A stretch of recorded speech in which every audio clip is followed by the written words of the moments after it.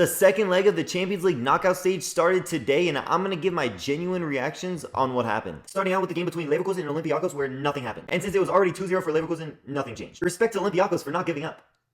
And we go from a game with no goals to a game with a lot of them. I mean, this tie was already signed, sealed, and delivered for Newcastle, but at least Qarabag made this game interesting. An aggregate of 9-3 is absolutely insane. And respect to Qarabag for actually not giving up. Also, can we just take a moment to appreciate the names on Qarabag FC? Kafarguliev. And now we move on from a game that had 5 goals to another game that had 5 goals. This one between Atletico Madrid and Club Brugge, where Alexander Sorloth became the first ever Atletico Madrid player to get a hat-trick in a knockout stage Champions League game. Which is insane, by the way, considering the players that they've had in their history. Guys like Radamel Falcao, Luis Suarez, Fernando Torres, and Antoine Griezmann. And not to mention, Johnny Cardoso, the American, had an absolute worldly of a goal. I think the craziest stat though was the fact that this tie ended 7-4 on aggregate when it started 3-3 today. But it gets crazier because this happened. Bodo Glimt knocked Inter Milan out of the Champions League. Yeah, that happened. The Norwegian team with the best home record in the Champions League this season knocked out Inter Milan, the #1 contender to win the Serie A this season. And by doing so, they became the first ever Norwegian team to reach the round of 16 and also the first ever Norwegian team to win a Champions League tie. Yeah, needless to say that history was made today and Inter are now out of the competition. And as a side note, that means that the only Italian team left for me to root for is Atalanta in the Champions League this season, because I would never root for Juventus. And I can't lie, I am a little bit disappointed in the fact that Inter did not make it a little bit further in this year's Champions League,